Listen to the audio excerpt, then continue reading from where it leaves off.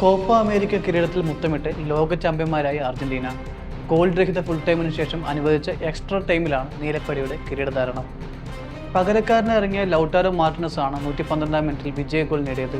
Argentina തുടർച്ചയായി രണ്ടാം കിരീടം നേടിയപ്പോൾ കിരീട സ്വപ്നമായി ഫൈനൽ ബൂട്ട് കെട്ടിയ കൊളംബിയ കണ്ണീരോടെ മടങ്ങി. കലാശ പോരാട്ടത്തിൽ ഇഞ്ചോടിഞ്ച് പോരാട്ടമായിരുന്നു ഇരു ടീമുകളും കാഴ്ചവെച്ചത്. നായകൻ ലയണൽ മെസ്സി രണ്ടാം പകുതിയിൽ പരിക്കേറ്റ് പുറത്തുപോയത് അർജന്റീനയ്ക്ക് തിരിച്ചടിയായിരുന്നു. ഫ്ലോറിഡയിലെ ഹാർഡ് റോക്ക് സ്റ്റേഡിയത്തിൽ ആക്രമണങ്ങളും പ്രത്യാക്രമണങ്ങളും നിറഞ്ഞതായിരുന്നു മത്സരം. മത്സരത്തിന്റെ ആദ്യ പകുതിയിൽ കൊളംബിയൻ ആധിപത്യം പ്രകടമായിരുന്നെങ്കിൽ രണ്ടാം പകുതിയിൽ അർജന്റീനയുടെ ശക്തമായ തിരിച്ചുവരവാണ് കണ്ടത്. 65-ാം മിനിറ്റിൽ പരിക്കേറ്റതിനെ തുടർന്ന് മെസ്സിയെ കളത്തിൽ നിന്ന് പിൻവലിച്ചു. നിക്കോളസ് ഗോൺസാലസ് ആണ് പകരക്കാരനായി ഇറങ്ങിയത്. പിന്നാലെ ഡഗ്ഔട്ടിൽ നിന്ന് മെസ്സി പൊട്ടിക്കരയുന്നതും ഹാർഡ് റോക്ക് സ്റ്റേഡിയം സാക്ഷ്യം വഹിച്ചു. മെസ്സി ഇല്ലെങ്കിലും മൈതാനത്ത് അർജന്റീന കടുത്ത പോരാട്ടം തന്നെ കാഴ്ചവെച്ചു.